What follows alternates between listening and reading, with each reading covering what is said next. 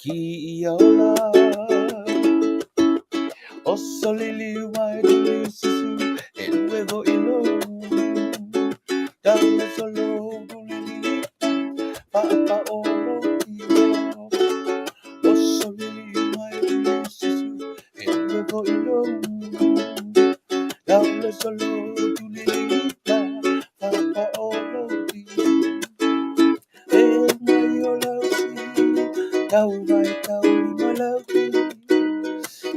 la mele lo fa ta ta vale tu va dali o sol le va el huevo y lo tau le salo tu le pa pa pa o lo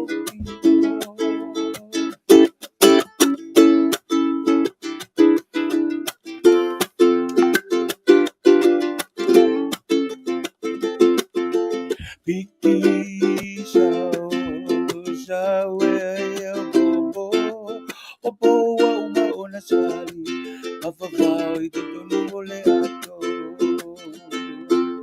Piki sao sao e bobo opo wa uma ona sali mafafao i te tonu o le ato o ile te silaso sao piki male tolo ai sao ese fulu male lua ai koe sao ese fulu male tasi piki sao e ai au popo popo wa uma ona sali na vavai tule ata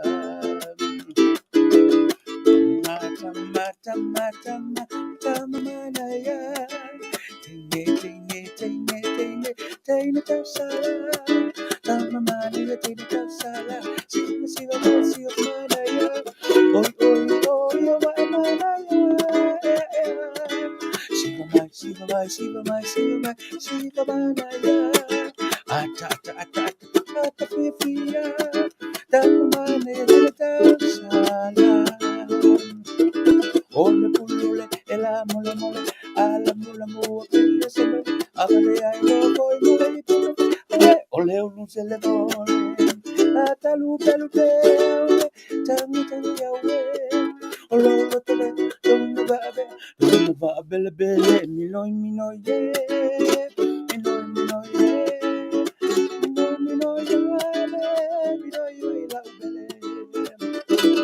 Ole bulule, ela mole mole, ala mula mua pia sele, avale ai lo avo i male tupe, oe ole ulu sele bole, tata lupe lupe, oe tagi tagi oe, ole ulu tole, tonu vabe le bele, minoi minoi ye, minoi minoi ye, minoi minoi ye, minoi mai lo bele.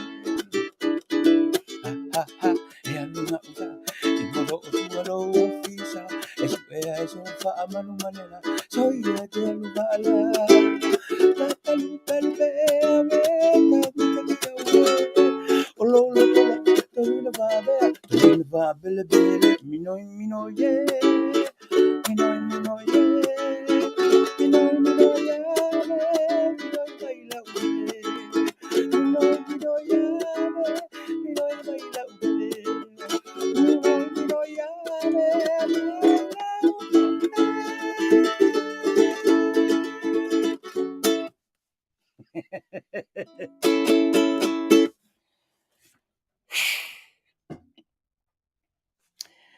Sicuro c'è la abuela. Abbiamo il pesele o so fu Marcelo kaka.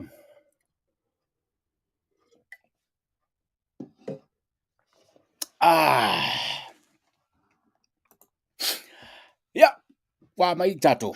Manui ele ne fiafi. Ya, fatalo fatu le tato por kalame.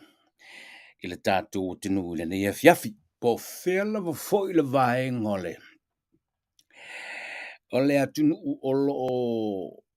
olo e ai olo e muri tai mai ai le nei o nanga o te fatalo fatu. Ole fa poponga le nei o por kalame Etlive. I le fiafi le nei o la so. Lulu.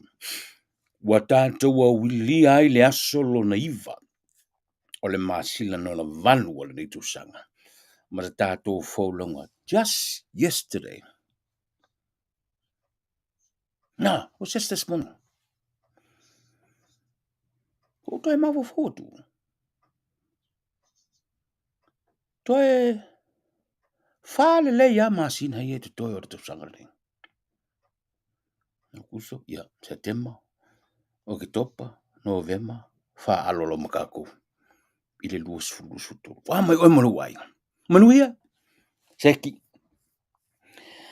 O vaise o ngai le toi whaia se tātou.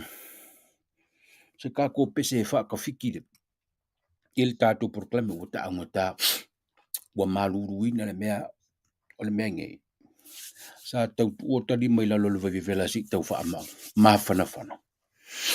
Ana tā leo leo kulele ua oa i fungi ua ua leo kulele ua le mwhainu tutu o ili mai le. I le maluru. But anyway, whatalo whatu whele te matamata mai i le proklame le asona nei. Mele fiafile nei. Te whatalo whatu. Now let's go and see po whele matamata mai i le to tele. I've seen a few. See, tanu au lilo, watching from Queensland. Jackie, banga ya. Kay, and Fapa ia, Foleni, watching from Honolulu in Hawaii. Okay, Tina So'o, you are watching Etlive from Melbourne. Jackie, anybody else? Any other area that I've... Ooh, what about this? Kingi fumala sau fatu. Mata tu iva isavai awala. Anybody else? Manase Fasisila, Central Coast.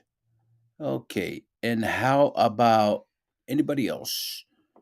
Okay, Sapulu Falasefulu from Otara. Okay. Is this? No? Wait a minute. Let's go all the way down the bottom. When Nas watching from Onehanga Bay. Beautiful. Whalanaua mano o loo matamata mai vaitongi fo ngā maa pango I Amerika Samoa. Seki. Vailinga tasio matamata tu nei titahi pei I Porirua. I think I know where it is. Must be very cold down there. Yeah. And finally, Oailea, Andrew Asan. Tu yo le matamata tu nei I Henderson. Le lei koe kasila savelio le telemaana o inei I maunga Roscoe. Really? And Liwasi Tima from Mount Druitt in New South Wales. All right. E ui ina o iloa. E ui ina ua lewa no te iloa. Sa ta pisa I le teimi o le sisi ngā fua. Leo no whaio ni tu ngā vaa.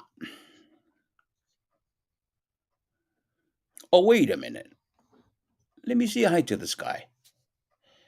Chong se ma chong. Matamata tu mara team sa mo Trinidad Tobago. O le sunga sa ma chong o lo a vea le tātou o wheleti. Whai masui le tunu u tu unga I ta longa I whai Trinidad Tobago. Na mato malanga patasi mai sa mo. Sam malanga. Thank you for watching ET Live today. Malo whaftai. All the best. Il tātou tau whaingara na o loi. Malo Sam. But anyway, toi fo I tua lautala. E ui na sa o tala noa ma o tala noa ai. I leo no whaio tu ngā vaa o le te wila o le te usanga le rei. Parua manu le tala wat o leo le atapena. Tu ngā fautasi o le te wila o le te usanga le rei. Paulona. Lea koe fia. I think Pe to tolu le leia vai aso fai te wila. So far, e lei ma se va vai o kokoring.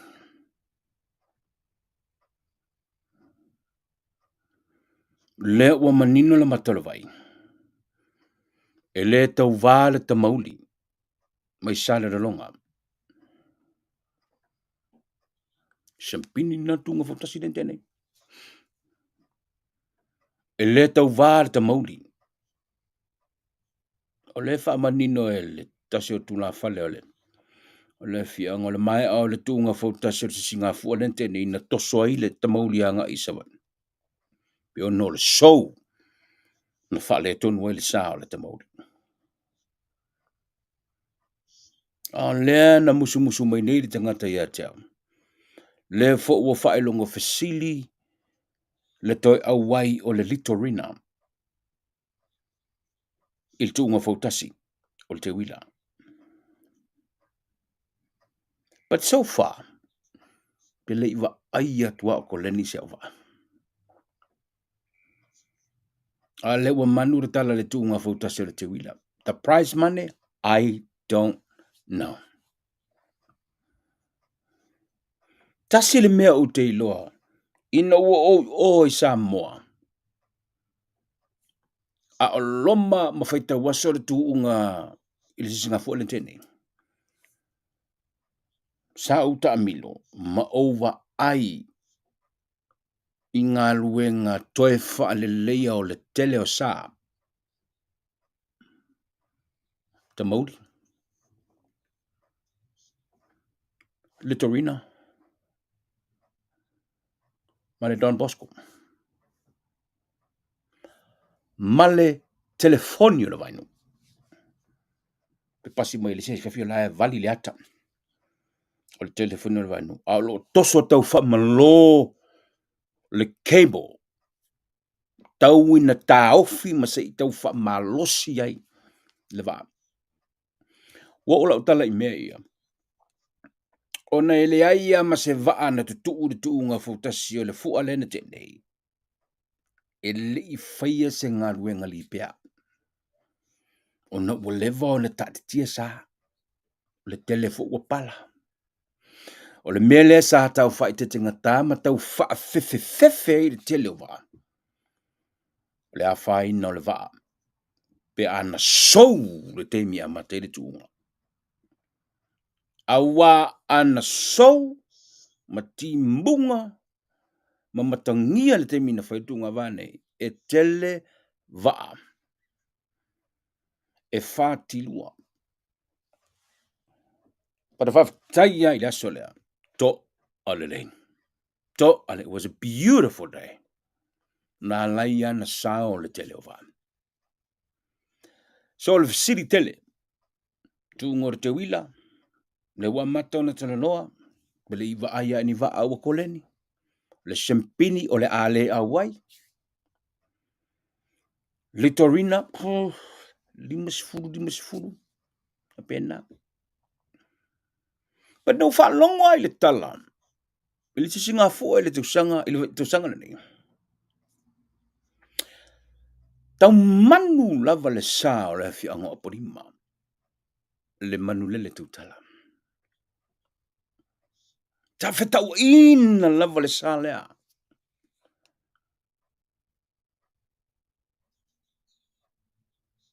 Ta whetau ina lava le sa lea le manu lele tūtala. A ta pena le tu ungo si singa fua tausanga nei. Le tala no whalongo ai. E ono a wai le manu lele tūtala. I le tu unga o le te wila o le tausanga nei. But, ta ilo iai. Le toe tolu aso, toe tolu vai aso. No, really. Koe rua vai aso iko koe. I really don't know. Po se mea e tala whiunga. Le whaia se tuunga. Ai titi le whainu mela o vaa.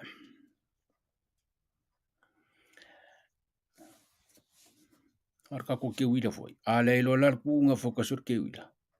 Then what else is there? i le tatou te uila. Fai fui whawhiwhianga la tō ia ma. Whainga masani lava. Si vangana i la ma le me Samoa. Le masani o le tōlunga ia. Fia o le te uila, but so far o le mea le na. Le uta wa ai tune iai. A whaere tu ungo te uila. E fia ni wa au le ai. A le sempini ai o le ai. Wale ai mai le sempini. Se vangangala wa e se sapansa. Alua kua le sapansa. Sapansa umare koe whai o le wafo. I don't know, I'm just saying. Onga whapea lea ia. E onu a waile ta mauri bla bla bla bla bla. A si tato tali tali pea. Te masalo ale o te mamao ai sau se wha mani nongo le nā mea. O tuunga whautasi. Because a whaile tuunga whautasi na paula na o le mea le lu whauetanga te te wila. Apart from polo kalame maasani ale te wila la tō wia.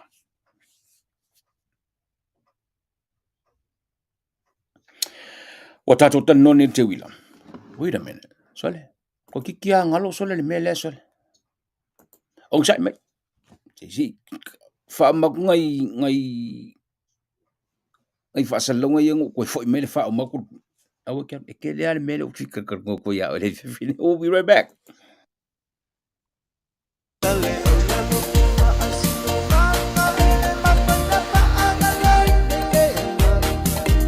Wale vai le lau manu, a o le wha muli o atu, wātu lau whita wha fonga. E le aila se vave e fia i loa ai, i au mamalu mausa, a wā e le a toa pe a wha ilo, a e le wha oa fo pe a tuu masoa. A ua māngalo so mātou leo ma le wha alo alo tele, a wā ua matua le tala le lei. Ua tapisa teine a e vātama, pei o upu ia li sa afi o le pese lea o sonei. A wā foi ua wha ngalu tutui la tātou tautua whai. I le ngata i le tā penanga o le ano whale o le ainga, ina ia malu. A o le tautua whai i le nu. A e fua tā ua lunga loa. Le tala le lei e ala i le kāle sia, ma le ngā ruenga pa ia le ali i le atua. O le māfua a ngatonu lava lea, o lo mātou wa langa vāina o le ngalu furi e whā. A wā ua mapu i whale matu. Le tō whāna li riu. Ma le whā utanga na tū mamau. I whā tangisia ai e le paie le e kāle sia. I vai tū nei. I ona mamalu mā ua lunga e se ese. Lau whesoa soani i so se tafa. A wā le fia wha mai ai. O le maunga o le atua maona toi. Upulawa o le tusi wa umaona. A o ao inai tātou e tua a mo tātou mātou. O le manuia o le atua i le tangata na te fōa. Ai mai se lawa pe a ngai le taulanga e osi mo le ari e siri siri esi.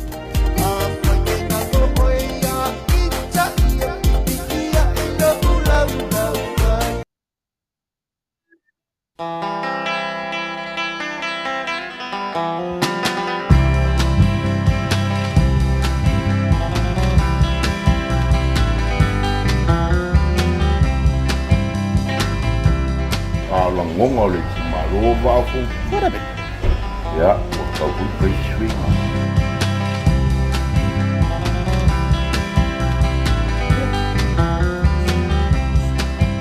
Foi a fia le tu malo. E se fai pule po so da sui. I tu tono al moto. E le to fatali le tu malo.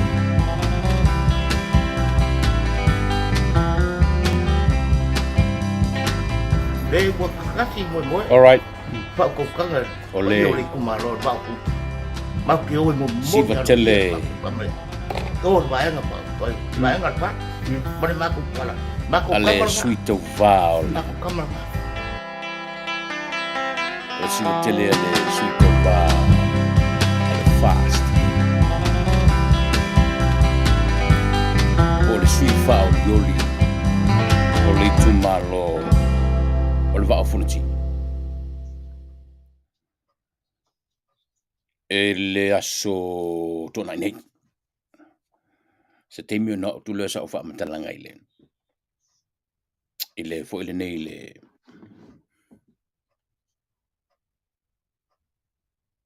i le sailinga se le ni na.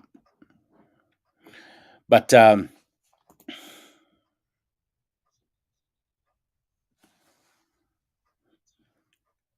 o lea ua oute. Peno fatu le tu lau sola. Te wila. A whaini tūnga fōtasi. Tasi la lea mea e look forward to ele to tele. O le tūnga fōtasi. Apart from le Mr. Wila. Po le saidi o le la le lei o le tausala o Samoa. Le masani o le taurunga iai. Ia fia o le te wila. A wau te le whaunga le vason. No, mtanga le vason.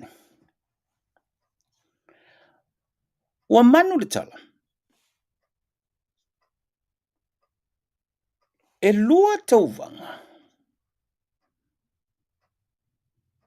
O le sailinga o le tausala o Samoa. O le isi tausala. Le ala whai ne taurunga le te wila to sangane. O le a filfilia. E whai ma tausala o Samoa. Ia mangi ngomai upuia.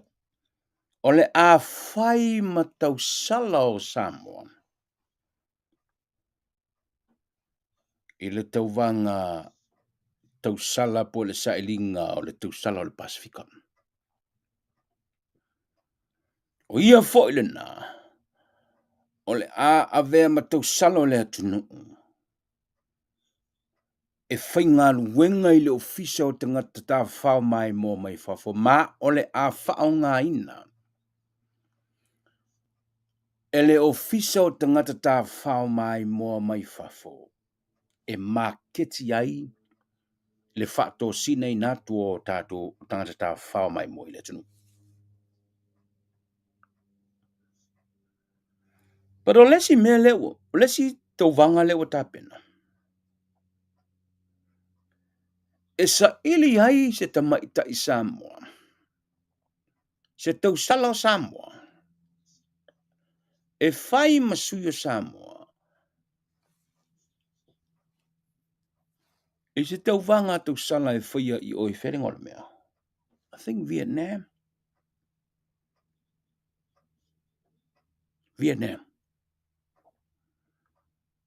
O le ese sengo mea i e lua. O le tausala e masanio na whai le vaitaimio le te wila. E ese company le o langoina. Ma ua malo ai. I le naming rights. O le pageant le. Ha o lesi tauvanga le whiriwhiri e lesi fo i tausala Samoa e whai masui o Samoa. I se tauvanga le whai Asia. O lo lango e lesi fo i company, lua company. O le titi sao. Lea ua langoina ma whae ngoina le tausala i le te wila o le Miss Titi Sao Samoa. Ha le tauvanga le lua i tauvanga. Le langoina le company a le Vodafone. Lua tauvanga. Ese le mea alu i ele tangata e malo i tauvanga ia. Lua tausala. Ai kasi le kungu e whai.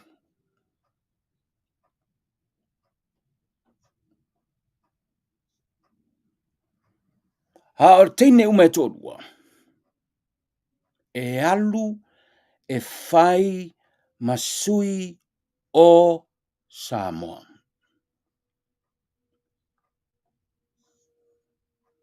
Lua tauvanga tausala. Esele se malo i alu le tauvanga le Pasifika. Ai esele se malo i alu le tauvanga i Asia. Ai alu mai lalo. O le tanga vai le malo o Samoa.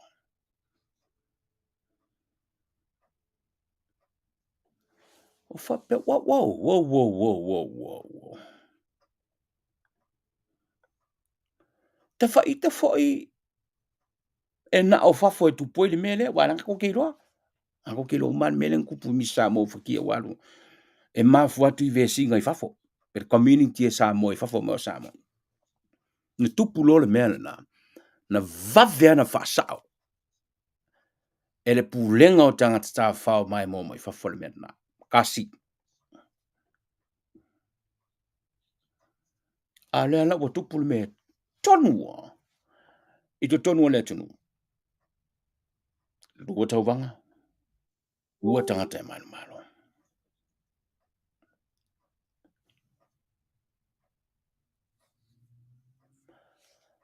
La me fa me lau ka ngari ku i nga me. Well, here's my point.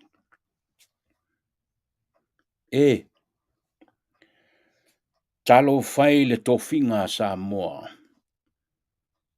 Ma fa me melo le tofi eina o lana tausala. 1. Talo fai ile man malu matulanga lo ia o le tofinga o lea o le tausala o Samoa. There can only be one.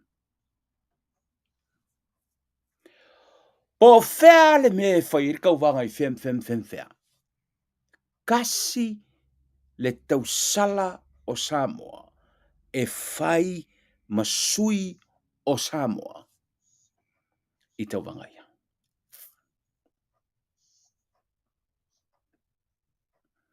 A wong te nei lo wai atu. E le o sila fia.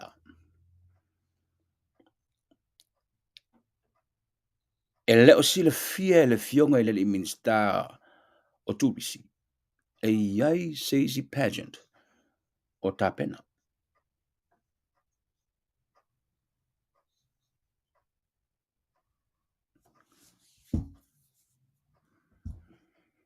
It can be confusing. O do leo vetu ne ufa lau lo mai failonga a alu le teinele o e asia e malo. E te le el failonga tupe. Fa popo mai si failonga. That can be a draw card.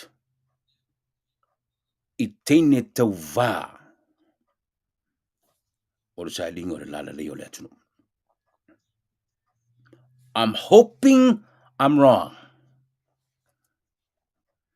But al mele ke le vakwe ngo ye. I haven't heard anything yet. Pe iai ni sui o whaaudu mai Samoa. E tau vā e le tau vanga lea o le Mr. Willa. But so far, e na o sui o wawatu I fafo. Le kalwengil Miss New Zealand. No whale Miss New South Wales. I'm not sure about Melbourne. Melbourne fun masinga lua. Queensland. O ko ve Australia ko ki kia se furu sui mai Australia o le me. That doesn't matter. But it's all right. But my point is, e ongo fai le meringi. Kau vaanga o kenge o ku fafoi ole. Ele me Samoa. A wale ini teine tau vā I Samoa I le tau vanga nei. The company wa malo nei le fatau tenga ma te penei no le o le misa mo le tosanga le o le ono mea production. Ese mai le company alemana ia events. Sana whaafoeina misa mo I fatia waru. So now, wa ese le company wa malo I kun kalate. Ese ma le company e lango ina and given the naming rights. Il competition. But wait a minute. Famile Minster. E na te le lo o yese competition fa penei. Ma se me fai asia e alo yese si kengi. Pero lo winga na no tala. E talo fai le to finga. O le tau sala po le la le o Samoa. There can only be one. There can only be one. E alu ma le tanga vai o le atunu o le avefua a Samoa. Le si foi me o te iloa.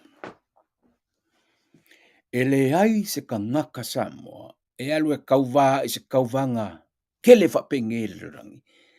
E alu ma ave le ingoa Samoa e kauvai, e au ngoa,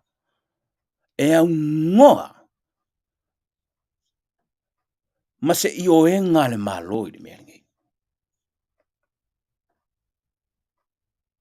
E le ma whai o ngai e kua kwa e alu whai o masui o Samoa, kauvai, kauvanga.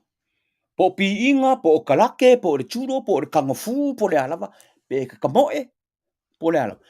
Ke re kua kwa e alu, e ke re alu a e whailau ka mai ka uvanga ku, ave lau ka ma ave. Sabe o sui Samoa, oh no. E iai ala o mea e ui i tātou. Pe a whai o la tātou o tātou vai lalo le ingoa o Samoa. E le i whaia se whai unga i le te mine nei. But I'm just saying, e ka whewhe. Ka alo whai le ko whinga, mamalu, o le tau sala o le atunua. There can only be one. Regardless pe kau vai Pasifika, pe kau vai Rusia po whelava. E kasi ar kau sala o Samoa. But ola le mele wukup. Nga pau ala o masol salong le ye. Wale fia les company. Wale mawhai o nga koe whao wingar ko kana ke sponsor e la kou le mi Samoa. I'm just saying. Po malo les company kelfong. Na wo les company kelfong. E kau kele ale la vela o ki kirikiro le mele. Onga so mai le mar kau vanga le Asia. O solo male mar company le failo male si pageant le. La kau pule ai. La kau pule ai. Le mamalu ma le kau le leia. O le ko finga e kasi. O le kausala e ko kasi. Ale akong. E kāi wharinga mai o le ale a whe tau i whapengi kampangi kerefong. I le tau wanga o le tau sala le atunu. O le atunu e ana. Le alala a kau au inga pule i whapea.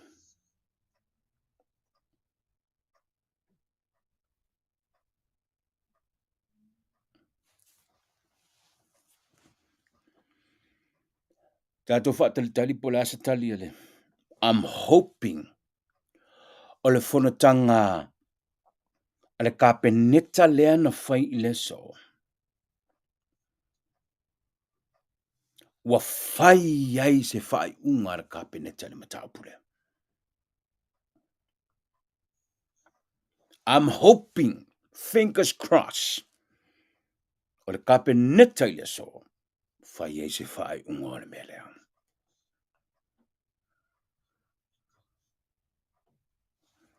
Awa ole na. Kasi le kungu. Kasi le kausala. Se ivanga ngala ua ora kampangi kerefongi. Lea ua whaia le si kauvanga e whaisa lako kauvanga i se simea. Ia ngole e ole ave o maavele ingo sama. Talo whai.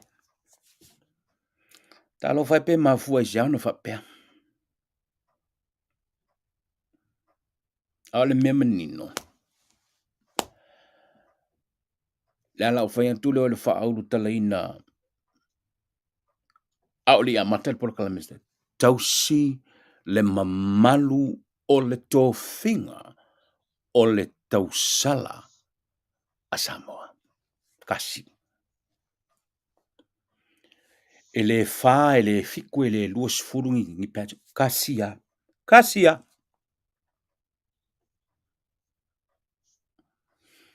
Te tau fo ia. ona fa'alologia i le Vodafone le konkalake ua ave i le si kampangila le titi sao. A wai le yoso fo se fiti le titi sao la ko i le kiminga wo le ngaluenga i le Vodafone. Ya la kau fai le fitau i ngar ko dua le. La kau au nga kau pule ai ma le sa i dingo le la le ole. Yes, o le tupe. O fo mai le kupe ua kele le kupe. Ole au le nga ole mea ole ngisa i dingo mea kau sala. Kai do iai, pero kama ele ave foi lau sau malau milio ngala sa we tik mai. O e ma fai mele fai man fai. Ma le sila mele o kilo e. Il mele o tsa dingo to sala le tu. E mana ia. Ama lo te sala le tu. A wini tu e fa nga ina le tu sango le tu sala le tu. E marketing nai se au unanga as a company. Mana ia ai a malolo le tu sala fitfiri o le tunu. Mana ia wani to e fa nga ina. E marketing nai se au unanga as a company. Na ka di fodi ngai o kau sala. Al company le. Ai o malo ko vanga. Mai lui i la STA. Ai ngi me al wait kingi le fa la udoa. No Samoa. Yeah. You can argue. Tui. Yeah, ai kong fai lang o kupea va I think o isi ia mea. E te tau na toe tilo le iai le pulenga o le STA. I le lumanai. Toe whaata tia le ala fua lea. Ma koe sa mala maka ia mau a matatu nei. E le toe iai se tau vanga whapea. E lua ini tau vanga o le sa ilinga o le la le lei. O le atunu. Ia wa waso ia. Ia probably le whainga o vanga whapea. Para waso ia. E kasi ar kingi. O te mana tua ina le tau salo le tinu ulinawa i teimi. Swafo te mana tua ila le o le tinu. Anna Schmidt. Rosalina Saporu. O nai tau salanga o baunga kausala o ke manga kua. You know, sa whaia masui sa mo. E le te Miss Pacifica nga ke. Ai, so sa kau vanga nga. Miss World. Miss Universe. Nga o, ma iei. Alwed kingi le. Tas ia le tau sala le. But I think also mea te tau na toi tiro i le pulenga. Come next year. Ma ile se mwhairanga le wo anar kong kalake wo mang sa ngi le kampangi. Come next year. Toi whata tiri le ala la fule. Listen. Ka komisa mor ka sangi luas furu fufa. This is how we want it to be done. Peke sau masau milionga, peke sau masau afa milionga. This is how it should be done. Kasi the pageant. Ma lo le teine. Awani to ave a marketing se au nanga sa company. Tau sile malu. O le tau finga o le tau sala o Samoa. Ele lua e kasi. Yeah. And I think, mena no fatu ni, I'm hoping o kapineta ile so. Fai ai se fai un kapineta le matau pulea. Nang ele mfaina fa umia. Cabinet put the foot down. Stop. Blah, blah, blah, blah, blah, blah. Ai lar ka ngaka mar kampangi e keva male vivier mele. Ka penga na patchen. Alu i konga. Pe ke alu i kukuila. Po fela. Ole upua ole kasi le kungu aiva patchen. Sele. Fai atu e fo. Wa fa manino nei. Ele matanga luengo tupe maua le atunu. Le mata upu le sene ole wharakalapo le RSA. Wale leia wa wha maninu. Wa mai se tala le matanga luenga. Because na to te sila fia. Sa tau tā pena ka le matanga luenga mai se wha amtalanga tustusia. Ile mafai ona sauno mai le fionga le minista wa elanga bo umon fai le minista. O le lave le vea mai a conflict of interest. Ile matapuni so minister step back allow le matanga alwenga. A mai se fa mamtalanga e fa mala mala mai le matau pura nei because the last I heard e ono su ele fionga ia four ami tuana ai fale ulmaudi le malo e se lau milionga ele mele o vai kwa su pero le lau wa tali nei le matanga alwenga ile mea tonu lava na tupu na mafuai ona taofia ma faale au ngai na le laisene ale farakalapu ale RSA. Ya mal mele.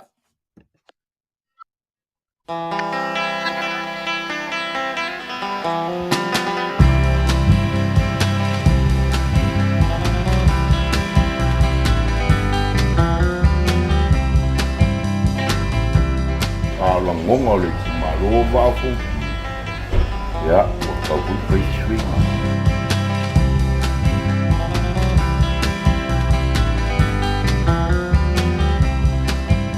Foi a fia le tu malo e se fai pure possono sui il torno al moto e le to fatali le tu malo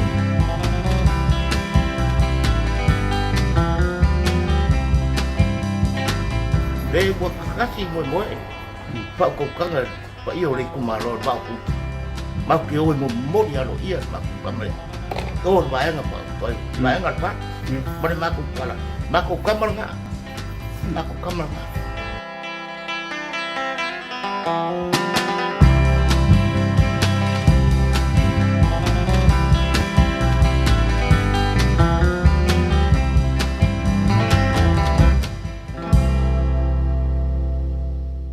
Fai mai le fa mala mala manga. Al matanga luenga o tupe maua. Na vele lai sene. Mo le pisinisi o le fleinga. Ma leisi pisinisi o lo i totonu a le fale le RSA.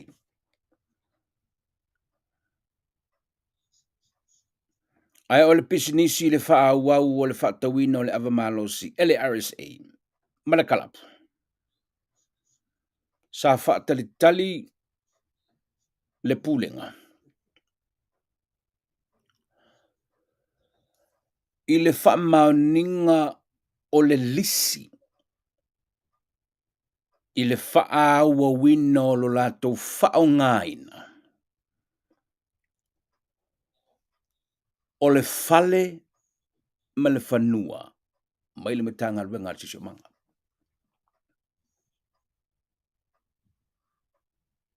O le mela le na tupu. Le ua mafua I lo le veveside. I think o se lape le tilo le matanga luenga. O le mela na fata le matanga luenga e vatu. E le Tatiana. O le risida. Po ua toe ave ele emena I se isi fia tausanga e faa ua wel pisinisi le Tatiana le ana le RSA. O le lisi lana sa faa tali ele matanga luenga e fua I ailan faa unga. I le faiba le faia. O le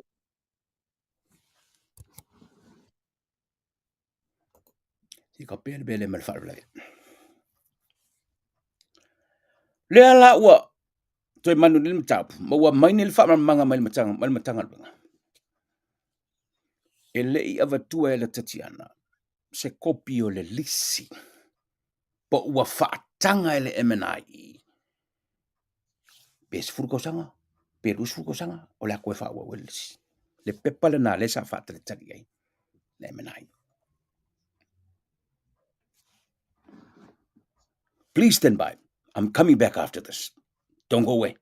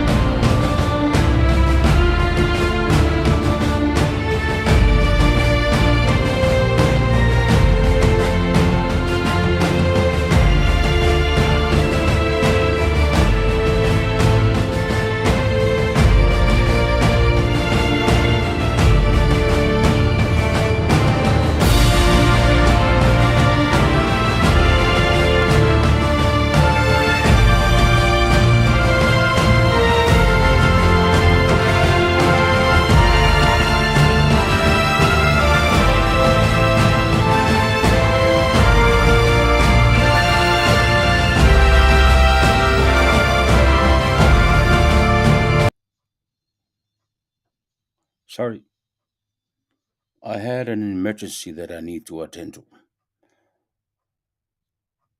Ngala yona motu siat ni tapro. But to foi to la fam tala.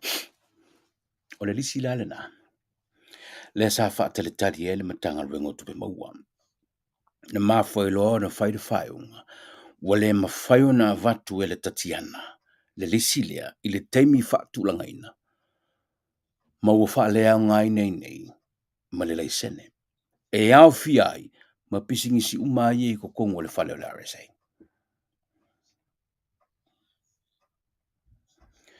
Awa a faila ua le toe mawhai ma whaatanga ina ele MNI o na toe extend lisi lea. And this 200,000 o le o wele tatiana ele MNI. The question is, e koe whaawa wele MNI lisi. If you were the CEO of MNI, what would you do? This company owes 200,000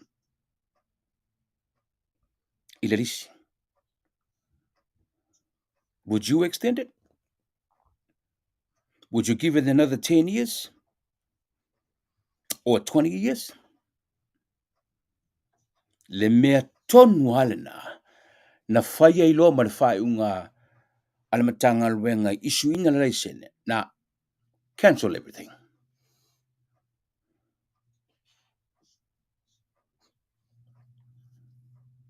A o le sa whaatang sa fo'i le fionga ya amitua na i le malo. E ala le matanga luenga le. Pe ma whai una vatu se another pe tolu suwaso. O le tolu suwaso lea. O le mana o le fionga amitua nai. E whai ele negotiation ne le vaura tatiana. Ma le mena i. An extension of the lease. O le lease nga le whakau. Whakadian makanga luenga. A wo o le terminal fitu aso le na avi el matanga luenga le tatiana. Le ala wo whai elo le whai ngole. So far, e ono ave le tatiana le mata upu. I o ilo wha masinonga. E ono ave. Le tatiana le mata upu ilo wha masinonga. Ona, well, let's face it. Wa whaina le bisinisi. Ona o le tapunia e le matanga luenga. You saw the chains, waloka ile. Wala na nga yo il matanga luenga. Ona wale toa iai se bisinisi. Wal whaalea ngai na le laisene. Tatu tun mata ia pele bele. Po feo le atua iai le matapulani.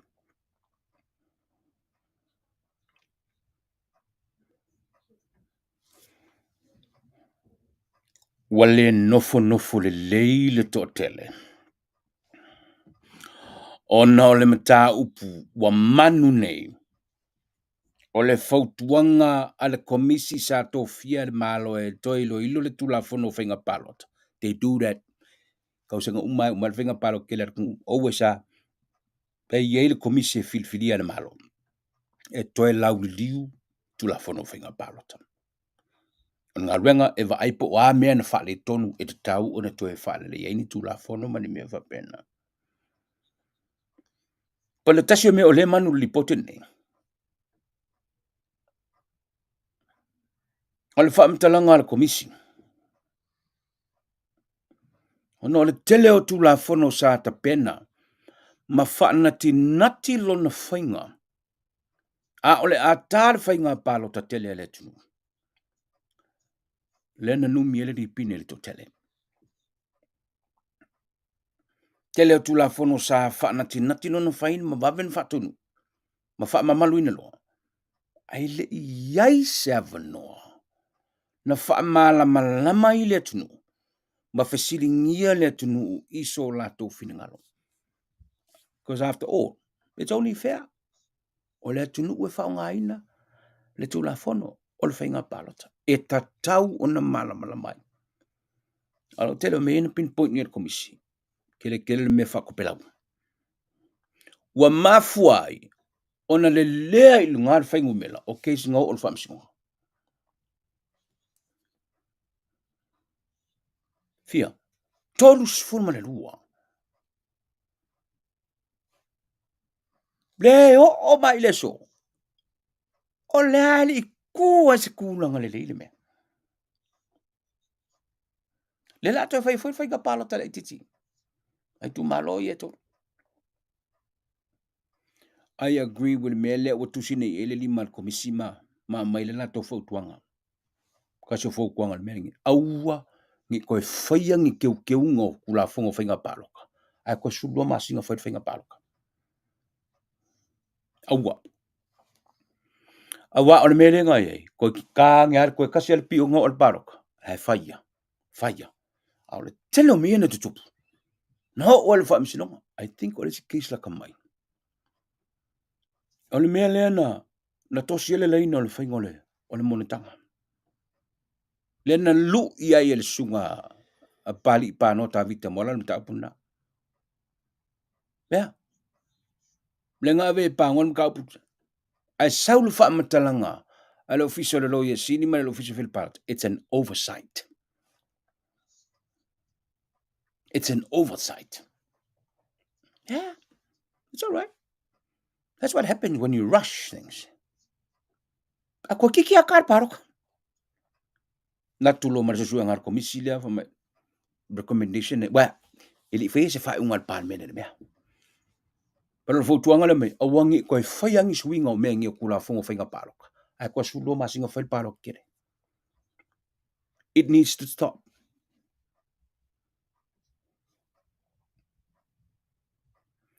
Ma le mea tele la lea o sau nei.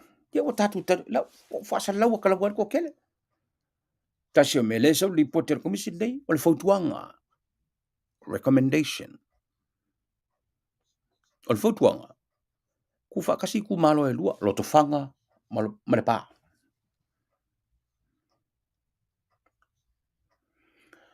O waso tu nei lungo le website le official whainga pālota. O lai down. No mana o siaki pe fia ni tangata pālota. Le stala o le pā ma loto whanga. But e leise mea. A wai leise whainga pālota na whaia. Ai tu malo I lua. Pero le fautuanga lewa a mai el komisi. Pe te tau ona tu whaatasi tu malo ia. Na paula reason wolo malo whau. Probably because e titi le au whai o lola pālota.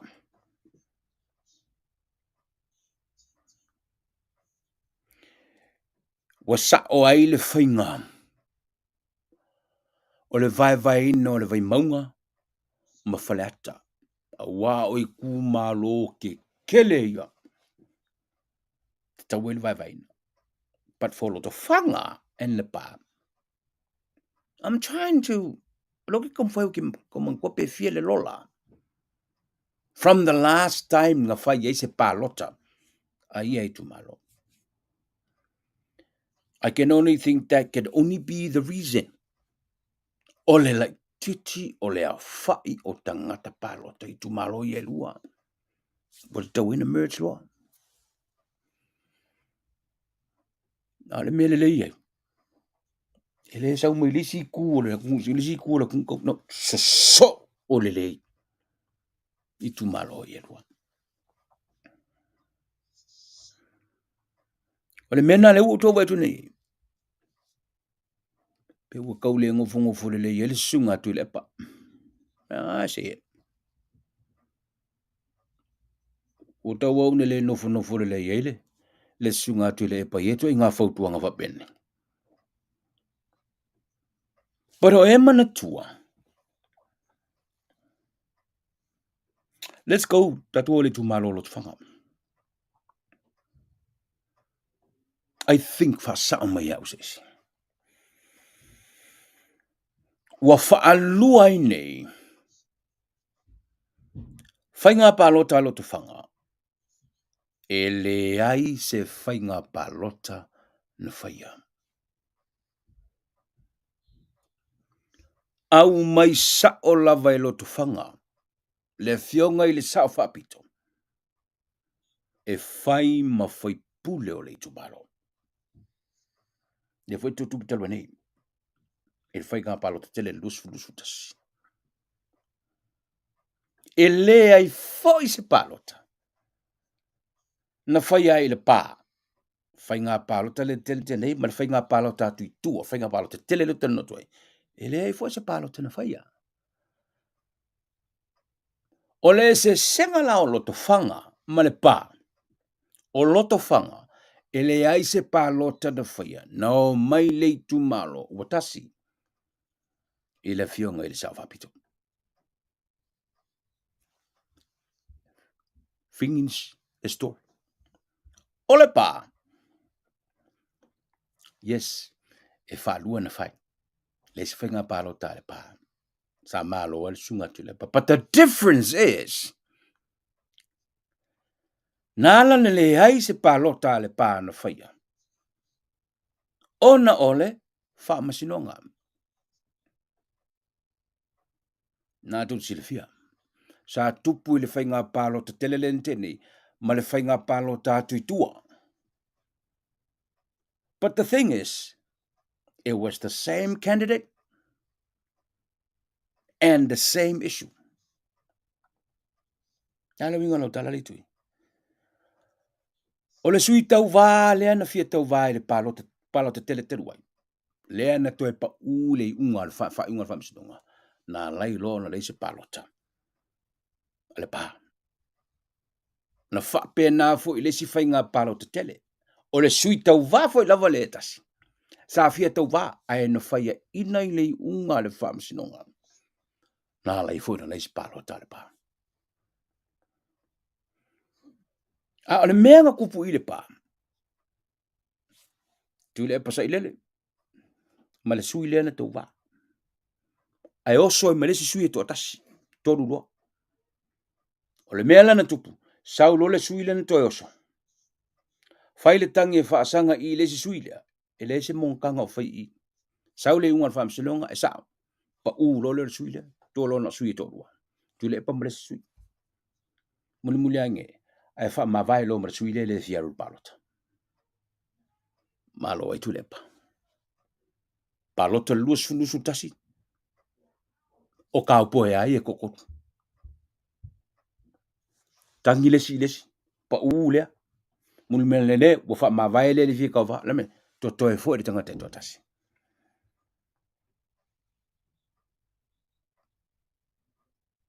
O le mea lalenga. O le ti lalenga. O le se senga lana. E le tiwa. A le nofo le le fina ngalo sunga tu le epal matapule. Le fautuanga le wa avenir komisi. E le nofo le mafo fawar sunga tu le pa. Because a walu le fautuanga le nei ai amana ia le malo mamawa le fainu mela that can turn the recommendation into becoming a law. What's going to happen? What's going to happen? I think what that will malale you want me. But the recommendation at committee. E wi ne le tala no le parliament le lipoti ni. This is one lipoki. Ko fa longo mo ko fa kari.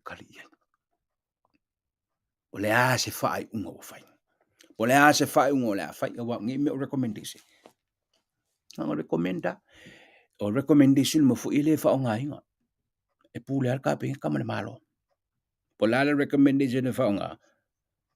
Polala recommendation ya kakiamai. But that's what mali ni la tu de tilo le temi ne.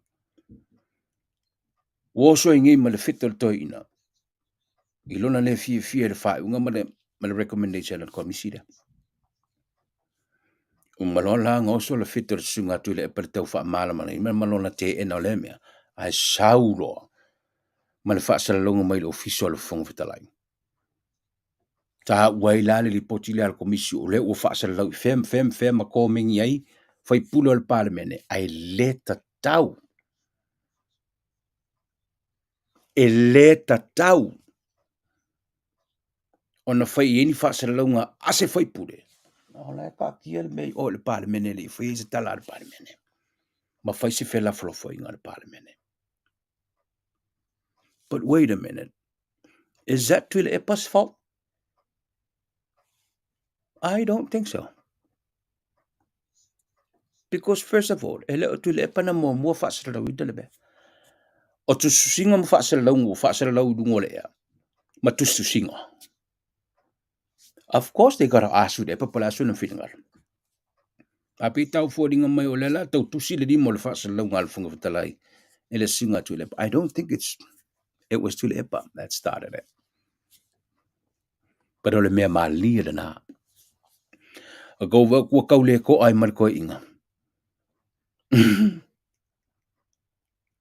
Ile recommendation le o fai ni e komisi le. O le fasili tele. Tātou tule mata ia. Po lea se tala noanga mani filafalofo inga le palemene le lipoti le. O le si mea tā ua le lipoti le. Lea le enu tala turi a pū le mea lea.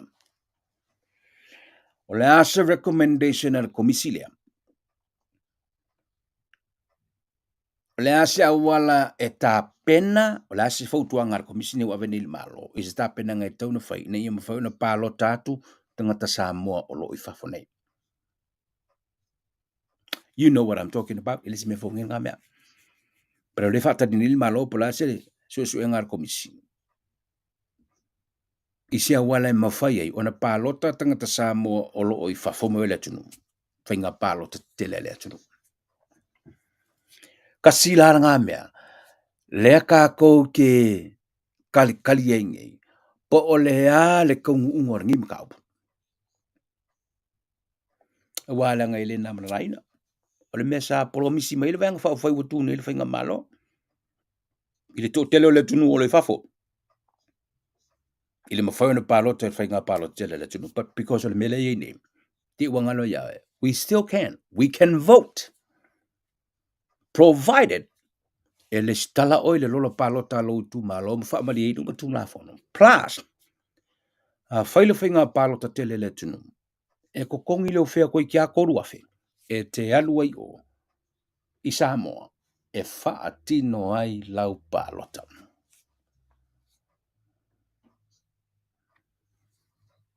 I think that's not fair.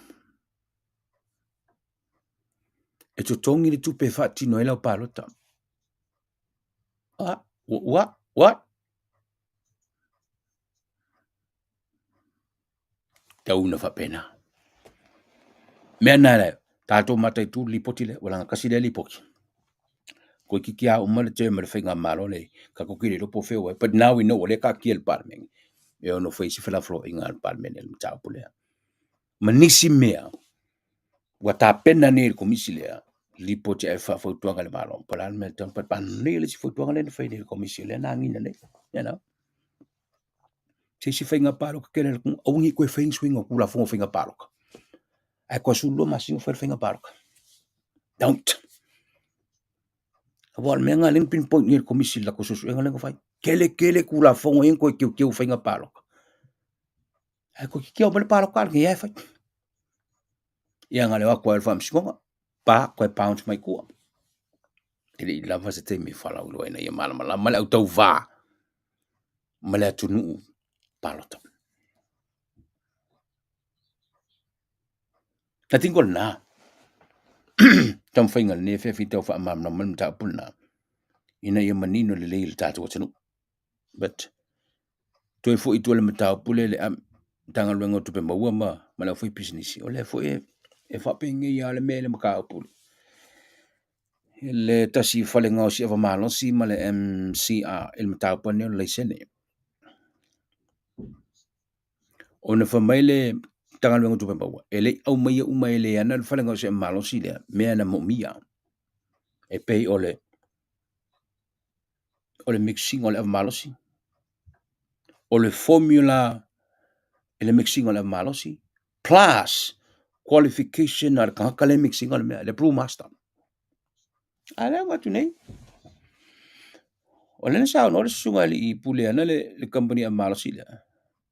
He gave everything to the ministry.